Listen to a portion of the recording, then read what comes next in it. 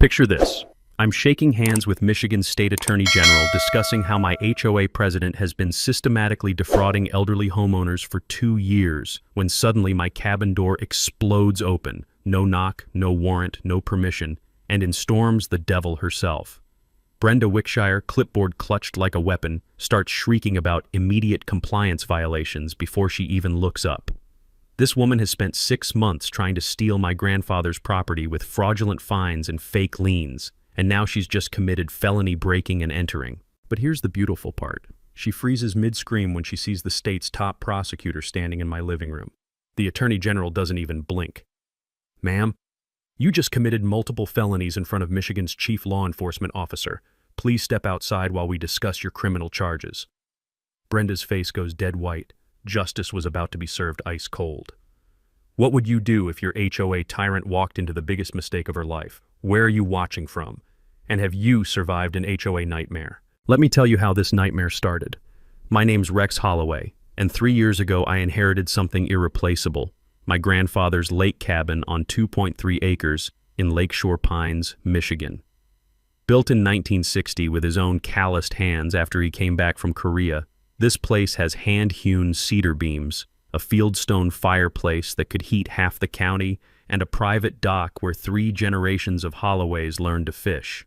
Every morning, mist rises off the lake like the ghosts of 1,000 perfect sunrises, and I make coffee in Grandpa's dented aluminum percolator, that distinctive bubbling sound mixing with loons calling across the water. The old floorboards creak stories of 60 years of family barbecues and Christmas mornings.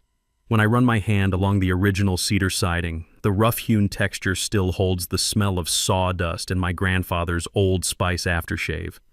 I moved here after my divorce, broken and seeking peace. Instead, I got Brenda Wickshire, the human equivalent of a paper cut that gets infected.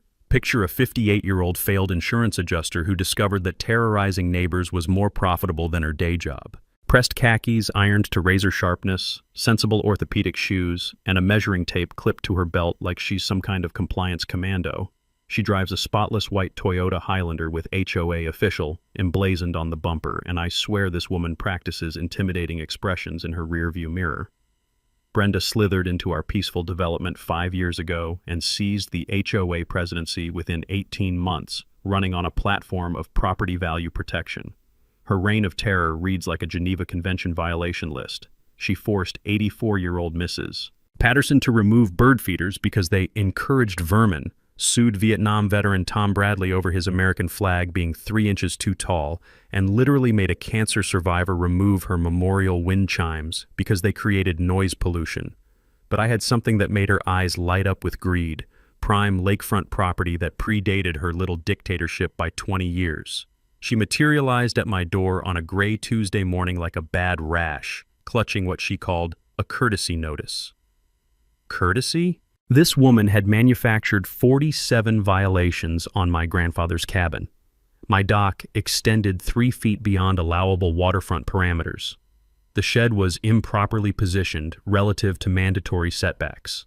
Even my fire pit qualified as an unpermitted recreational combustion structure. $500 in compliance review fees plus $75 daily until I corrected these imaginary problems. When I pointed out that my cabin existed decades before her HOA fantasy, she delivered a smile that could curdle fresh milk. Previous ownership is legally irrelevant, Mr. Holloway. All properties within HOA jurisdiction must comply with current regulations, regardless of antiquated construction dates. 30 days, or we file a lien. A lien. Against land my grandfather built board by board, nail by nail, with savings from his factory job and dreams of leaving something permanent for his family. That night I drove to the county courthouse, fury burning in my chest like acid. Digging through dusty HOA formation documents, I discovered something that made my hands shake with rage. The HOA incorporated exactly 3 months after Grandpa's funeral. Convenient timing for vultures. But the smoking gun? The original developer's son, now a current board member, had forged my dead grandfather's signature on the consent forms. Not sloppy paperwork, not a clerical error, calculated fraud designed to steal from a dead veteran. But knowing and proving are different beasts entirely. I needed evidence, strategy, and patience. Most importantly, I needed to be 10 times smarter than Brenda Wickshire had ever been in her pathetic, power-hungry existence. This wasn't just about property taxes or HOA fees anymore. This was about honor, legacy, and making sure that my grandfather's sacrifice meant something. Brenda had picked the wrong veteran's family to rob. War was declared. I just didn't know yet that she'd been systematically looting the entire neighborhood, or that her crimes would eventually land her in federal handcuffs. Brenda returned exactly 1 week later like a bad rash, but this time she brought backup. At 6:30 a.m., because apparently terrorizing neighbors requires early morning ambushes, I jolted awake to the sound of metal clanging and voices sharp enough to wake the dead. Through my bedroom window, morning mist still clinging to the lake, I watched her direct a surveyor setting up equipment while Dale Pritchard lurked nearby like a guilty accomplice. Pritchard owned the tire shop in town and had about as much backbone as a wet noodle, but Brenda had him trained to follow orders. The metallic whine of surveying equipment mixed with Brenda's drill sergeant voice as she barked measurements to Pritchard, who scribbled notes like he was documenting evidence at a murder scene. Autumn leaves crunched under their boots as they trampled around my property for 3 solid hours, measuring everything from my cabin to my grandfather's sacred fire pit. "We're conducting a comprehensive compliance assessment," Brenda announced when I appeared on my porch, coffee mug steaming in the cool air. "HOA regulations grant us inspection access for violation verification." The surveyor, Jimmy Kowalski, looked about as comfortable as a long-tailed cat in a room full of rocking chairs. He measured every structure, while Brenda snapped over 200 photos with her phone, including shots through my windows when she thought I wasn't watching. But here's what they didn't know. I'd spent the previous evening installing security cameras around my property. Years ago, during my military logistics training, I'd learned that documentation beats confrontation every time. Michigan law allows property owners to record anyone on their land without consent, which meant every step of their little circus was being preserved in high definition. While they measured and photographed, I did some research of my own. Pritchard's tire shop owed $18,000 in back property taxes, information that's public record if you know where to look.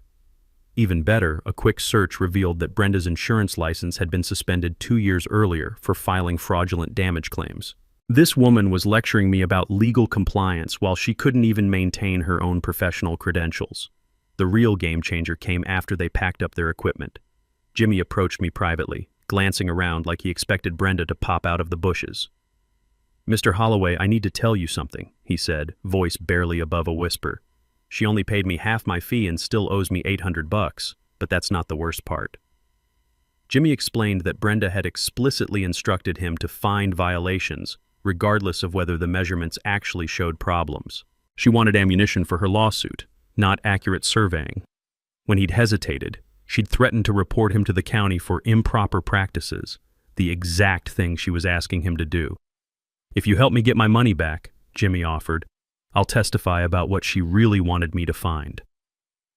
3 days later, my security cameras captured comedy gold. Jimmy had returned to retrieve a forgotten piece of equipment, and the footage clearly showed him relieving himself behind my tool shed. Not exactly criminal behavior, but when I mentioned it to Brenda, her reaction was priceless. "That's absolutely disgusting," she shrieked over the phone. "I'm reporting this as a health code violation." "Feel free," I replied, barely containing my laughter. "But you might want to explain to the health department why you hired someone with such questionable professional habits." The absurdity would have been hilarious if Brenda hadn't already filed a lawsuit demanding $12,000 in accumulated violations plus attorney fees. She was also pushing for an emergency injunction to prevent me from using my own dock during the litigation period. My family's dock. The one my grandfather built with his own hands. Her biggest tactical error was running her mouth at Murphy's Diner downtown. Sal Torino called me personally to report that Brenda had spent an entire lunch hour telling anyone within earshot that I was a mentally unstable veteran who threatens his neighbors. Those weren't just lies. They were legally actionable defamatory statements that could damage my reputation and relationships. More importantly, they established a clear pattern of malicious harassment that would play beautifully in any courtroom. I started documenting everything, every interaction, every statement, every photograph she took. Brenda thought she was building a case against me, but she was actually constructing her own legal coffin, one violation at a time. The measuring tape wars had taught me something crucial. Brenda was playing checkers while I was setting up for chess. She wanted attrition, thinking I'd eventually crack under financial pressure and legal harassment. She had no idea that every escalation was creating evidence for the federal case slowly taking shape in my mind. Jimmy Kowalski was just the first domino. Soon, I'd have an entire parade of witnesses ready to testify about her systematic abuse of power. 2 weeks later, a process server knocked on my door at 7 a.m. sharp, interrupting the peaceful bubbling of my grandfather's coffee percolator. Nothing says good morning like being handed a lawsuit thick enough to use as kindling. Brenda's legal masterpiece read like bad fiction. 847 separate HOA violations dating back 3 years. Apparently, I'd been a criminal mastermind without knowing it. She wanted $12,000 immediately, plus attorney fees that would probably buy her a new Toyota. The cherry on top, an emergency injunction to prevent me from using my own dock during the litigation period, my family dock. The one where my grandfather taught me to tie fishing knots, and my daughter caught her first bass. But Brenda's real genius was her whisper campaign. At Murphy's Diner, she'd lean across tables like she was sharing state secrets. That Rex Holloway is a dangerous, unstable veteran who threatens innocent neighbors. The scent of bacon and gossip mixed in the morning air as she poisoned every conversation. Sally McKenzie from the flower shop literally crossed Main Street when she saw me coming, clutching her purse like I might assault her with my coffee mug. I hired Stella Crawford, a property attorney from Grand Rapids with silver hair, steel eyes, and the kind of smile that meant someone was about to get legally dismantled. Over coffee at her office, she dropped some knowledge that changed everything. "Rex, something interesting about Michigan law," Stella said, shuffling through Brenda's paperwork. "We have private attorney general statutes. When citizens uncover systematic fraud affecting the public, they can actually sue on behalf of everyone harmed." She explained that HOA formation isn't just paperwork, it requires genuine consent from existing property owners. My cabin clearly predated their little kingdom, and properties with established rights can't be retroactively subjected to new restrictions. It's like trying to charge someone rent for land they already own. We filed a devastating countersuit: fraudulent HOA formation, elder abuse for forging my grandfather's signature, and systematic harassment. Stella requested an emergency hearing to kill Brenda's injunction, arguing she had no legal authority over my pre-existing property rights. The breakthrough came at the next HOA board meeting. I walked into the community center conference room, stale coffee smell mixing with nervous perspiration from 5 board members who looked like they'd rather be anywhere else, and took a seat in the back, phone recording legally in my pocket. Brenda was mid-rant about the Rex situation when Dale Pritchard, apparently forgetting basic intelligence, blurted out, "Look, we all know the HOA formation was rushed through before anyone could object. My cousin at the county office said the paperwork was sketchy from day one. Maybe we should just—" "Dale!" Brenda's voice cracked like a whip, but the damage was done. Every person in that room had just heard a board member admit they knew their formation was legally questionable. The silence that followed was so thick you could cut it with Brenda's measuring tape. Her nephew, serving as board attorney despite having about as much property law experience as my fishing tackle box, immediately called recess and spent 10 minutes whispering frantically with his aunt. His face was pale as old milk, and sweat stains were blooming under his cheap suit jacket. After the meeting, 3 neighbors approached me in the parking lot under the yellow streetlights, voices hushed like we were planning a revolution. Martha Kessler, the elderly widow whose memorial garden Brenda had destroyed. She made me dig up my husband's roses. 40 years of marriage, and she called them unauthorized landscaping. Tom Bradley, the veteran. "Rex, I survived 2 tours in Afghanistan, but I've never been as afraid of anyone as I am of that woman." Young couple with twin toddlers. She fined us $300 because our kids' chalk drawings were defacing common walkways. Each story revealed the same pattern. Brenda systematically targeted vulnerable residents who couldn't afford legal fights. Elderly widows, veterans on fixed incomes, young families, stretched thin. She was a predator disguised as a bureaucrat. Stella's research revealed that my grandfather's original deed included specific riparian rights, permanent water access that no later HOA could touch, no matter what rules they invented. Those rights were literally carved in legal stone, protected by decades of property law precedent. But instead of backing down when faced with legal reality, Brenda escalated. Her brother-in-law at First National Bank started making inquiries about my mortgage, fishing for pressure points. She began daily compliance inspections, showing up at dawn and dusk with her clipboard, photographing my garbage cans and measuring my grass like she was conducting forensic analysis. The harassment was becoming personal, vindictive, almost obsessive. But every escalation was creating more evidence of systematic abuse of power. My security cameras captured everything, and my phone recorded every conversation. Brenda thought she was tightening the noose. She was actually weaving her own legal straitjacket. 3 weeks after our legal gambit, Brenda dropped the nuclear option. A certified letter arrived on a Tuesday morning, the smell of fresh lake air turning sour as I read the contents. She'd filed a lien against my property for $18,500, including accumulated legal fees and something called community impact damages. But that wasn't her masterstroke. Her brother-in-law at First National Bank started calling my mortgage company, suggesting my property was under legal cloud and might require risk assessment review. Nothing like family connections to turn banking into extortion. The daily harassment reached psychotic levels. Brenda started showing up at random hours, 6 a.m., lunchtime, even 9 p.m., with her trusty clipboard, snapping photos of everything from my garbage cans to visiting delivery trucks. She'd crouch behind bushes, measuring the distance between my dock posts, then pop up like a demented jack-in-the-box to announce new violations. One morning, the crunch of gravel under her orthopedic shoes woke me before dawn. Through my bedroom window, I watched her photograph my guest's pickup truck, then measure the distance from bumper to property line with a tape measure that probably cost more than most people's monthly groceries. Unauthorized overnight parking in violation of subsection 12.4, she announced to nobody in particular, talking to her phone's voice recorder like she was documenting evidence at a crime scene. The woman was losing her grip on reality, but her financial pressure campaign was brutally effective. My daughter called from college, worried because her mother had received concerning information about my legal troubles. My ex-wife, bless her suspicious heart, wanted to know if our daughter's college fund was at risk. "Dad, are you really going to lose Grandpa's cabin?" my daughter asked, her voice small and scared over the phone. That question hit harder than any lawsuit. This wasn't just about property rights anymore. It was about preserving something for the next generation.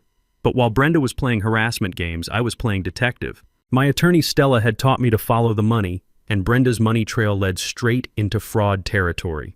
The HOA's books showed $67,000 missing from the reserve fund over 2 years.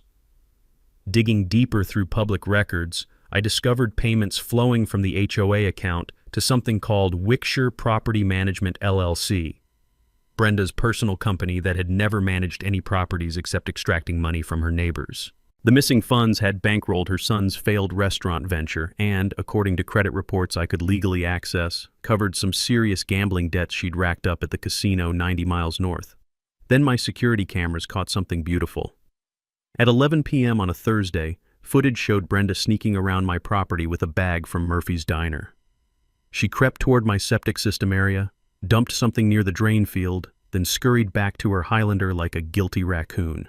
The next morning, she arrived at 8 a.m. sharp with an anonymous complaint about environmental violations and potential groundwater contamination. The irony was delicious. She was reporting her own sabotage. But the video evidence was even better. My cameras had captured her wearing distinctive pink gardening gloves during both the planting and the reporting. The same gloves she wore to every HOA board meeting, probably thinking they made her look official instead of ridiculous. When the county environmental inspector arrived, I had to work hard to keep a straight face. The contamination turned out to be rotting fish that still smelled like Murphy's famous Friday fish fry, complete with seasoning and lemon wedges. "Ma'am," the inspector told Brenda, "this appears to be disposed restaurant food, not environmental contamination. Do you have any idea how it got here?" Brenda's face went through more color changes than a mood ring, settling on a sickly green that matched her guilty conscience. That evening, I got an unexpected visitor. Jimmy Kowalski's brother Danny, the private investigator Brenda had hired to dig up dirt on me, knocked on my door looking sheepish. "Mr. Holloway, I needed to come clean about something," Danny said, the porch light casting long shadows across his weathered face. "She owes me $1,200 and asked me to plant evidence in your garbage to make you look bad. I recorded the whole conversation." Danny handed me a small digital recorder. Brenda's voice came through crystal clear. "Find anything that makes him look dangerous, unstable, or illegal. If you can't find it, create it. I'll pay you a bonus if it sticks." The Kowalski brothers, both Jimmy the surveyor and Danny the PI, were now willing to testify about Brenda's systematic fraud and evidence tampering. Her web of corruption was unraveling faster than cheap fishing line. But she was getting desperate, and desperate people make dangerous mistakes. The financial pressure wasn't working, the harassment was creating evidence against her, and now her hired guns were switching sides. Brenda was about to discover what happens when you corner a veteran who's finally had enough. That weekend, while Brenda was probably plotting her next harassment campaign, I decided to explore my grandfather's legacy more thoroughly. In his old military trunk, the same olive-drab footlocker he'd carried through Korea, I found documents that would change everything. Buried beneath his Bronze Star citation and faded photographs was the original 1960 property deed, still crisp despite 60 years in storage. As I unfolded the yellowed legal paper, the musty smell of old documents mixing with my grandfather's lingering Old Spice cologne, my hands started shaking. The deed didn't just establish property boundaries. It included something called riparian rights, granting permanent water access and mineral extraction privileges. But the real bombshell was in the surveyor's notes. My property extended 40 feet further west than anyone had realized, including a significant chunk of what everyone thought was common HOA land. Brenda's prized rose garden, the one she'd spent $15,000 of community improvement funds landscaping, was sitting squarely on my land. Her precious gazebo where she held court during neighborhood gatherings, also mine. The woman had been trespassing on my property for 3 years while trying to steal it from me. But that wasn't the most shocking discovery. Cross-referencing the deed with current county maps revealed that the entire HOA formation was built on fraudulent property boundaries. They'd never had legal authority over my land because they'd never actually owned the property they claimed to be managing. The insurance angle became clear when I researched why Brenda's license had been suspended. Court records showed she'd filed false hail damage claims on properties she didn't own, using fake before and after photos to collect insurance payouts. The same pattern I was seeing now, targeting properties with elderly or deceased owners who couldn't fight back. Her HOA presidency wasn't about community improvement. It was a sophisticated property fraud scheme. She'd identify vulnerable properties, manufacture violations, then force sales through liens and legal pressure. The proceeds would fund her gambling habits and failed business ventures while she posed as a concerned neighbor protecting property values. My grandfather's trunk contained one more treasure, letters he'd written but never sent, expressing suspicion about the HOA formation process. His shaky handwriting revealed he'd suspected something fishy about the consent forms but died before he could investigate further. "Rex," one letter began, "if you're reading this, then the vultures have probably circled. Don't let them steal what we built. Fight for this land like I fought for this country." His military training had taught him to spot deception, and he'd smelled Brenda's fraud from the beginning. Now I had the legal ammunition to finish what he'd started. The riparian rights were ironclad, protected by decades of property law precedent that no HOA bylaw could override.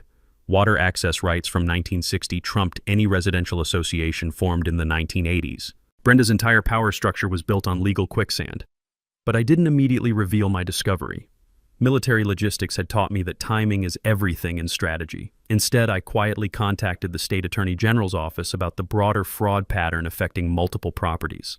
If Brenda had done this to my family, how many other elderly property owners had she victimized? How many veterans had been intimidated into paying fraudulent fines or selling their family land? My case wasn't just about one cabin anymore. It was about systematic elder abuse and HOA corruption that needed state-level investigation. The Attorney General's office confirmed they'd received similar complaints about fraudulent HOA formations across Michigan. They were building a case for new legislation to protect property owners from predatory associations, and my documentation was exactly what they needed for their legislative testimony. The meeting was scheduled for the following month at my cabin, neutral ground away from the state capitol, where we could review evidence without political distractions. I spent the next week preparing a comprehensive presentation, financial fraud evidence, property boundary documents, victim testimonies, and recordings of Brenda's harassment campaigns. But I kept the biggest revelation secret. Brenda's rose garden empire was about to crumble when she discovered she'd been the trespasser all along. The next morning, I called an emergency meeting of what we'd started calling the Coffee Club, neighbors who'd been quietly gathering at my cabin to share Brenda horror stories. By 10 a.m., 12 people crowded around my grandfather's handmade dining table. the smell of fresh coffee mixing with righteous anger and nervous energy. Attorney Stella Crawford joined us via video call from her Grand Rapids office, her silver hair perfectly styled even on a Saturday morning. Folks, what we're looking at here goes way beyond property disputes. This is RICO territory, Racketeer Influenced and Corrupt Organizations Act, originally designed for organized crime, but it applies perfectly to systematic HOA fraud. Martha Kessler, the elderly widow whose memorial garden had been destroyed, leaned forward with interest. You mean what she did to my Harold's roses was actual racketeering? Absolutely, Stella replied. Pattern of fraud, elder abuse through forging deceased signatures, and financial crimes affecting multiple victims. The federal government takes this very seriously. I spread my grandfather's property deed across the table like a battle map. Here's what changes everything. Grandpa's land extends 40 feet past where anyone thought. Brenda's entire rose garden kingdom sits on my property. Tom Bradley, the veteran whose flagpole had been under attack, whistled low. So she's been trespassing while trying to steal your land? For 3 years, I confirmed. But here's the strategy. We don't reveal this until the state attorney general meeting. Let her keep digging her legal grave. Sal Torino from Murphy's Diner had been quietly documenting Brenda's defamatory statements during her lunch hour gossip sessions. I've got witnesses to her calling you dangerous and unstable. That's textbook defamation with multiple witnesses. The knowledge sharing became a masterclass in fighting bureaucratic corruption. Stella explained that elder abuse statutes make forging a dead person's signature a federal crime, not just fraud. Systematic targeting of elderly homeowners triggers additional whistleblower protections that can result in significant financial rewards for victims who come forward. Most importantly, Michigan's private attorney general laws allow citizens to sue on behalf of the public when they uncover fraud affecting entire communities. My case could potentially recover stolen money for everyone Brenda had victimized over the years. Jimmy Kowalski contributed surveying expertise, explaining how to document actual property boundaries using county records instead of trusting HOA maps. His brother Danny provided private investigation techniques for legally gathering evidence of harassment and financial crimes. The key is documentation, Danny explained, accepting a second cup of Martha's famous coffee. Every photo, every recording, every witness statement builds the case. Patterns of abuse are much harder to dismiss than isolated incidents. We organized our evidence like a military operation. Tom Bradley contributed his service organization's legal defense fund and connections to other veterans who'd been targeted by predatory HOAs. Martha documented the systematic destruction of longtime residence improvements through manufactured violations. The young couple with twins provided financial records showing how Brenda's arbitrary fines had forced them to choose between paying fake HOA penalties and buying groceries. Their story would resonate with any jury or legislative committee. Local newspaper editor Frank Morrison, recently retired from the Detroit Free Press, offered to document our fight for potential statewide coverage. HOA corruption is a growing problem across Michigan. Your case could be the catalyst for real legislative reform. Even hardware store owner Pete Kowalski, no relation to the Surveyor brothers, just another Polish name in our heavily ethnic neighborhood, started an unofficial Rex Defense Fund by placing a coffee can at his checkout counter. Within a week, neighbors had contributed over $400 in loose change and small bills. The planning got detailed and specific. We created Operation Clipboard, our code name for coordinating the Attorney General presentation. Tom Bradley insisted on military-style operational security, which mainly meant using secure messaging apps and referring to Brenda as Target Alpha in our text communications. Martha brought homemade cookies to every planning session, insisting that righteous anger worked better on a full stomach. Her chocolate chip cookies became the unofficial fuel of our resistance movement. The timeline was ambitious but achievable. 30 days to gather final evidence, coordinate witness testimonies, and prepare comprehensive documentation for the state attorney general. Stella would present the legal framework while I provided the human story and evidence of systematic abuse. Our secret weapon was patience. While Brenda escalated her harassment campaigns, we were building an ironclad federal case that would expose her entire fraud operation. Every threatening letter she sent, every bogus fine she imposed, every lie she spread just added more evidence to our growing pile. The coffee club had evolved from a support group into a well-organized resistance movement. We had legal expertise, documentation, witnesses, financial backing, and most importantly, the moral clarity that comes from fighting genuine injustice. Brenda thought she was pressuring isolated victims into submission. She was actually uniting an entire community against systematic corruption. The trap was set. Now we just had to wait for her to walk into it. Brenda's desperation hit like a tornado the following week. She hired Danny Kowalski, before he switched sides, to follow me around town like some discount private eye from a bad movie.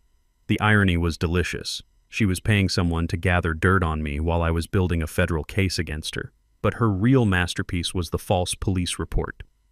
Officer Mike Torres knocked on my door Tuesday evening, his cruiser's red and blue lights painting my cabin walls like a crime scene. The smell of pine needles and evening mist couldn't mask the tension crackling in the air. "Mr. Holloway, we received a complaint that you threatened someone with violence, specifically mentioning your military training," Torres said, looking about as convinced as a skeptical teenager. "Care to tell me your side?" I invited him in for coffee and laid out my complete documentation: security camera footage, recorded conversations, witness statements, the works. Torres spent 2 hours reviewing everything, his expression growing more disgusted with each piece of evidence. "Between you and me," he said finally, "Mrs. Wickshire has credibility issues with our department. Her story has more holes than Swiss cheese, and the timeline doesn't match her previous complaints." Torres left me with unofficial advice. "Keep documenting everything. This woman's harassment pattern is escalating, and desperate people make dangerous mistakes." The next morning brought Brenda's most brazen move yet. She arrived at the county building with a briefcase full of fake environmental reports, trying to bribe Inspector Carl Hendricks into condemning my septic system. The woman actually offered him $500 to write up emergency violations that would force me off my property. Carl called me immediately. "Rex, you're not going to believe what just happened. That HOA lady tried to pay me to fabricate violations on your property. I've got the whole conversation recorded on my phone." But Brenda's psychological warfare extended beyond my property lines.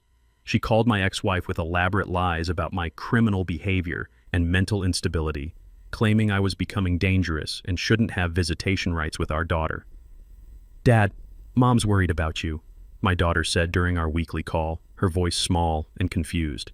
"She says people are saying you threatened to hurt someone." That conversation nearly broke my heart. Explaining to your child that someone is spreading lies about you feels like trying to describe cancer. Ugly, unfair, and impossible to make sense of.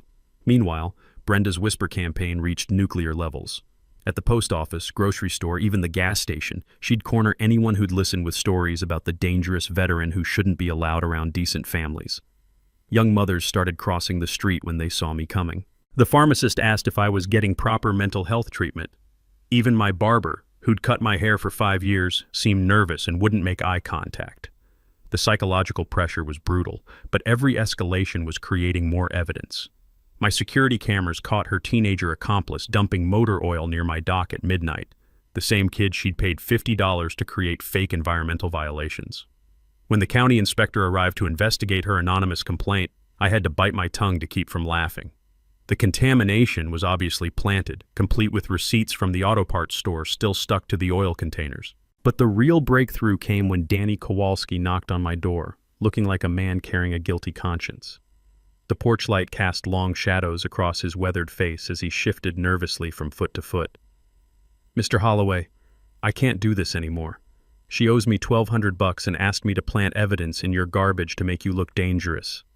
I recorded everything because I knew she'd try to stiff me on payment." Danny handed me a digital recorder containing Brenda's voice giving explicit instructions. "Find anything that makes him look unstable, violent, or illegal. If you can't find evidence, create it. I'll pay a $1,000 bonus if it leads to his arrest." The woman had crossed from harassment into conspiracy and evidence tampering, both serious felonies that would play beautifully in federal court. Her financial desperation was becoming obvious too. The HOA bank account was down to $847 after 2 years of systematic theft. Reserve funds that should have covered snow removal and landscaping had disappeared into her personal LLC, funding her son's failed restaurant and covering gambling debts at the Indian casino. Several homeowners received overdue notices for services they'd already paid for through HOA fees. The community was starting to notice that their association wasn't providing the services they'd been paying for. Brenda needed my property sale to cover the missing money before the annual audit exposed her theft. She was trapped between federal prosecution and financial ruin, which made her more dangerous but also more desperate. The coffee club watched her meltdown with mixture of satisfaction and concern. Cornered animals bite, and Brenda was running out of legal options. Brenda's final gambit arrived via Channel 7 news van pulling into my driveway on a Thursday morning. The crunch of gravel under television truck tires mixed with the distant sound of loons calling across the lake, nature's soundtrack to media manipulation. Reporter Jessica Chen knocked on my door with cameras rolling, her perfectly styled hair catching the morning sunlight. "Mr. Holloway, we're investigating reports that you've been threatening elderly neighbors and using your military background to intimidate residents. Would you care to comment?" I invited them in for coffee, which seemed to surprise Jessica. Most people either slam doors in reporters' faces or launch into defensive rants. Instead, I calmly set out my complete documentation on the dining room table. Photos, recordings, legal documents, and witness statements organized like evidence at a crime scene. "This should be interesting," I said, pouring fresh coffee into my grandfather's old mugs. "Let me show you what's really been happening in our little community." Jessica's cameraman kept rolling as I walked them through Brenda's systematic fraud campaign. The forged signatures, the missing HOA funds, the harassment videos, even the security footage of her planting dead fish near my septic system. By the time I finished, Jessica was furiously taking notes while her cameraman muttered, "Holy shit," under his breath. "This isn't the story we came to cover," Jessica admitted. "Someone called our tip line claiming you were a dangerous veteran terrorizing innocent neighbors." That someone was obviously Brenda, who'd spent her morning crafting a narrative about the unstable military man threatening peaceful retirees. She'd even provided carefully edited photos making my cabin improvements look like compound fortifications, and my security cameras appear sinister rather than protective. But Brenda's media strategy backfired spectacularly when the story aired that evening. Instead of painting me as the villain, Channel 7 ran a segment titled HOA Horror When Neighbors Attack, featuring my evidence and multiple neighbor testimonies. Martha Kessler appeared on camera holding photos of her husband's memorial garden before Brenda destroyed it. 40 years of marriage, and she called his roses unauthorized landscaping. That woman has no soul. Tom Bradley stood beside his perfectly legal flagpole. "I fought for this country, and now I'm fighting for the right to honor it on my own property." The young couple with twins described choosing between fake HOA fines and buying groceries. "She fined us $300 because our children drew hopscotch squares with sidewalk chalk." Within hours, Channel 7's phone lines were flooded with similar HOA horror stories from across Michigan. The station assigned a full investigative team to what they dubbed the HOA Files, a week-long series about predatory residential associations. Local social media exploded with support. Murphy's Diner became unofficial headquarters for the Free Rex movement, with Sal Torino posting daily updates on Facebook. The hardware store's coffee can collection grew to over $800 in community donations. But the real victory came when Channel 7's legal correspondent contacted Attorney General Rebecca Santos for comment. The AG's office confirmed they were investigating systematic HOA fraud across Michigan and planned to use my case as a flagship example in upcoming legislative testimony. "Mr. Holloway's documentation represents exactly the kind of predatory behavior we're working to stop," Santos said on camera. "No homeowner should face harassment, fraud, or intimidation from their residential association." The media attention triggered something beautiful. Other Brenda victims started coming forward. A retired teacher from across town called to report that Brenda had targeted her late husband's property with fraudulent violations. A veteran from the next county shared recordings of Brenda offering to consult on his HOA problems for a hefty fee. Even the Kowalski brothers went public. Jimmy appeared on camera explaining how Brenda had paid him to find violations regardless of actual measurements. Danny provided audio recordings of her instructions to plant evidence and create false documentation. The state attorney general's office moved our meeting up by 2 weeks, citing urgent public interest in the case. They also assigned additional staff to investigate the broader pattern of HOA corruption we'd uncovered. Brenda tried damage control, calling Channel 7 to demand equal time for her side of the story. But when Jessica Chen arrived at her house with cameras rolling, Brenda refused to answer questions about the missing HOA funds, the forged signatures, or the evidence tampering. Instead, she hid behind her front door shouting about fake news and veteran privilege, phrases that sounded increasingly desperate through the wood paneling. The community transformation was remarkable. Neighbors who'd been afraid to speak up were now organizing, sharing stories, and demanding accountability. The coffee club expanded to over 20 families, all documenting their experiences with Brenda's systematic abuse. We'd gone from isolated victims to a movement for change. The Attorney General meeting was scheduled for the following week, and Brenda was about to discover what happens when fraud meets federal prosecution. Tuesday afternoon arrived crisp and clear, with autumn sunlight dancing across the lake like scattered gold coins. State Attorney General Rebecca Santos stepped out of her black SUV at exactly 2 p.m., followed by her aide and a plainclothes security officer. Professional, composed, and carrying a briefcase that probably contained the future of HOA reform in Michigan. I was greeting her at my front door, shaking hands and exchanging pleasantries about the beautiful lakefront setting, when the unmistakable screech of tires on gravel announced Brenda's arrival. Her white Toyota Highlander skidded into my driveway like she was responding to a 5-alarm fire, kicking up a cloud of dust and dead leaves. "Perfect timing," I muttered, as Brenda exploded from her vehicle, clutching her sacred clipboard and dragging Dale Pritchard behind her like reluctant backup. She stormed across my yard, orthopedic shoes pounding the earth with righteous fury, completely oblivious to the state official standing in my doorway. The woman was so focused on her latest harassment mission that she missed the government license plates and professional attire that should have been obvious warning signs.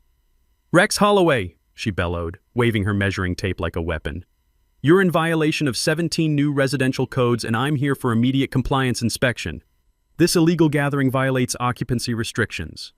The silence that followed was so complete I could hear a loon calling from across the lake.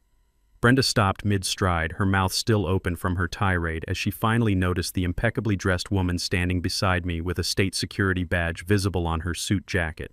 Attorney General Santos raised one perfectly sculpted eyebrow. "Ma'am, you just committed breaking and entering, trespassing, and harassment in front of Michigan's chief law enforcement officer. I suggest you step back and identify yourself." Brenda's face went through more color changes than a mood ring, red with anger, white with shock, then a sickly green as recognition dawned. Her clipboard trembled in her hands like a leaf in a hurricane. I didn't know that this is official HOA business," she stammered, backing toward her vehicle while Pritchard tried to disappear behind a maple tree. "Are you Brenda Wickshire?" Santos asked, consulting notes from her briefcase. "The HOA president we've been investigating for systematic fraud, elder abuse, and racketeering?" The word racketeering hit Brenda like a physical blow. She actually staggered backward, clutching her chest like she might faint. "This is all lies. He's a dangerous veteran who threatened me. I have documentation." "Interesting," Santos replied coolly. "Because we have documentation too. Hours of security footage showing you planting evidence, recordings of you instructing private investigators to fabricate violations, and financial records proving you've embezzled over $60,000 from your neighbors." I stepped forward with my presentation folder, the autumn breeze rustling through documents that represented months of careful investigation. "Also, Brenda, there's something you should know about your prize-winning rose garden." Her eyes narrowed with suspicion and growing panic. "What about my garden? It's on my land, has been for 3 years.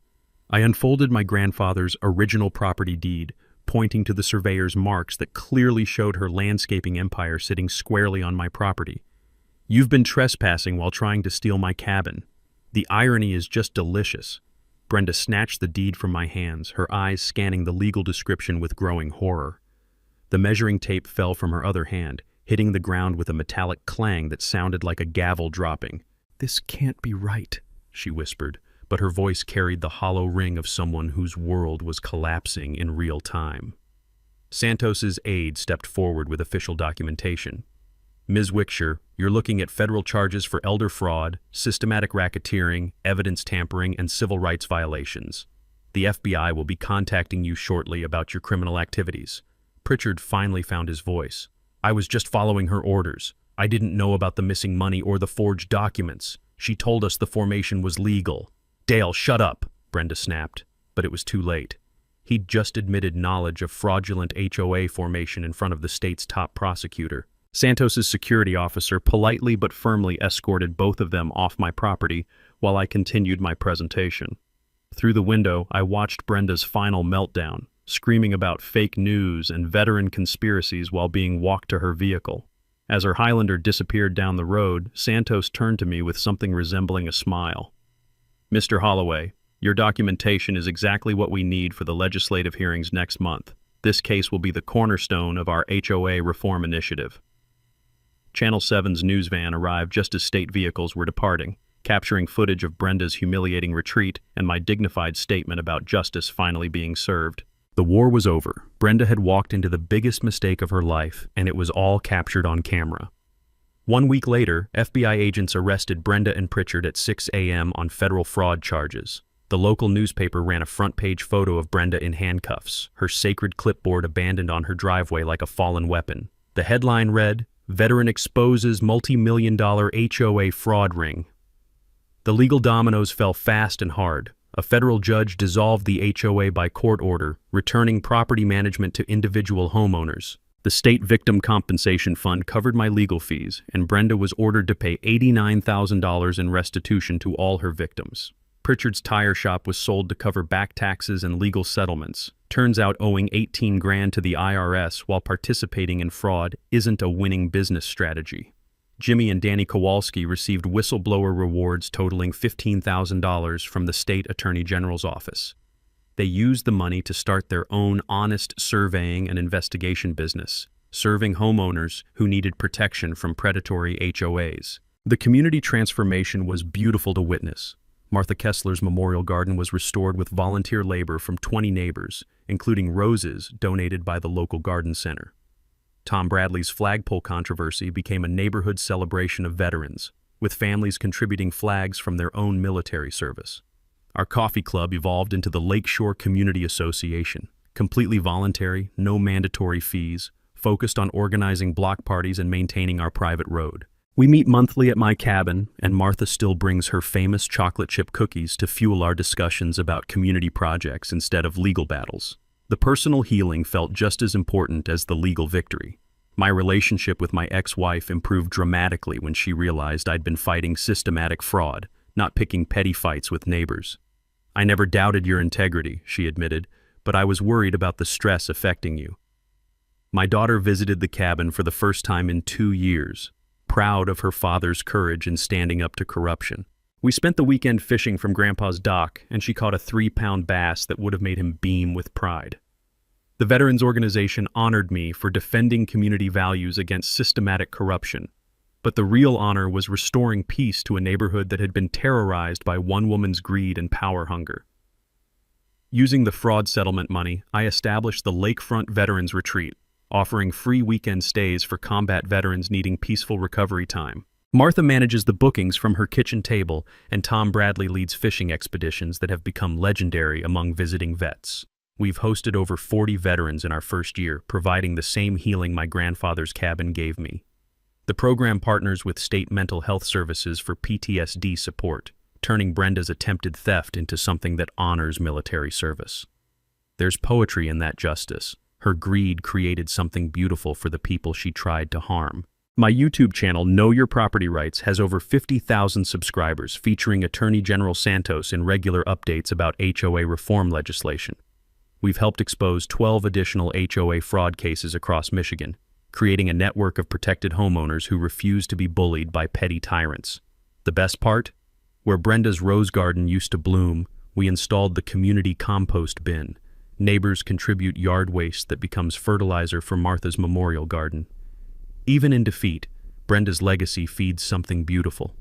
Every evening I sit on my grandfather's dock watching sunset paint the lake in shades of gold and crimson, coffee steaming in the cool air, listening to loons call across water that belongs to my family forever. The stress weight I'd carried for months melted away like morning mist, replaced by the deep satisfaction of justice served and community restored.